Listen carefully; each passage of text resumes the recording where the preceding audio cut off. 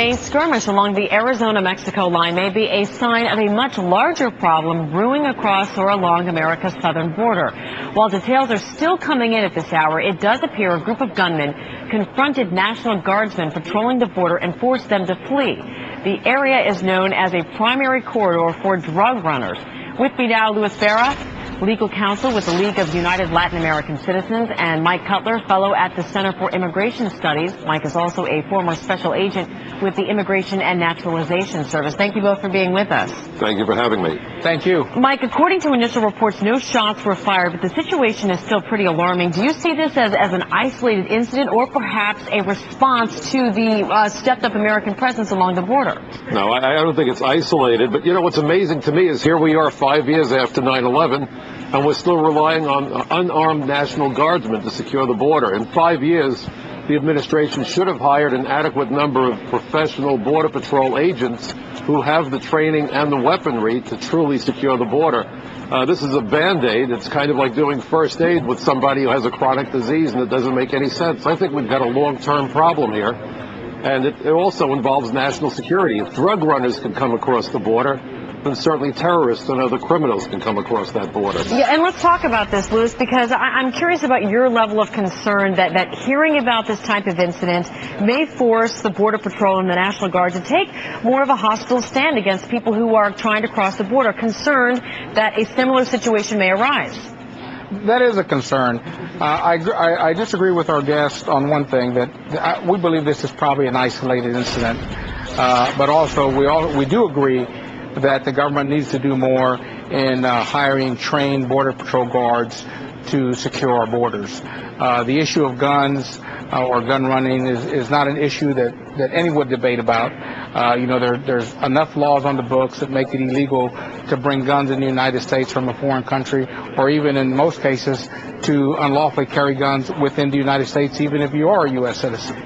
So we believe this is probably an isolated incident. It makes no sense that someone who would be trafficking in drugs, so to speak, would be attacking a National Guard post. So we don't have enough information yet to determine whether or not these people were actually coming from Mexico or whether it was a group of young kids from this side of the border. It should be mentioned this is a known drug area. 124,000 pounds of illegal drugs were confiscated within this area just this past year.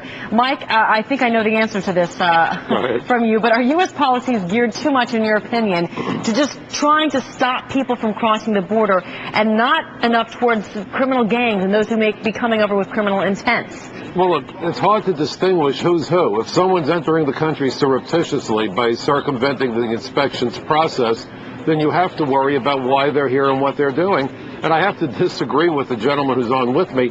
The bottom line is we know that these sorts of incursions have occurred before. We've heard so many reports about armed teams shepherding drug loads into the United States. Narcotics are a valuable commodity to the criminals, and they'll do everything in their power to protect those loads. We've heard so many accounts of armed individuals crossing into the United States, and this is the reason that I don't understand why the administration continuously fails to hire an adequate number of agents. You know, I testified before the Immigration Subcommittee 2 years ago about the fact that while Congress authorized enough money to hire 800 new special agents for ICE, the administration only wanted to hire 143. Similarly, they cut 2,000 new Border Patrol agents to just 210. We need the manpower. And, you know, there's a lot of talk about fences and technology.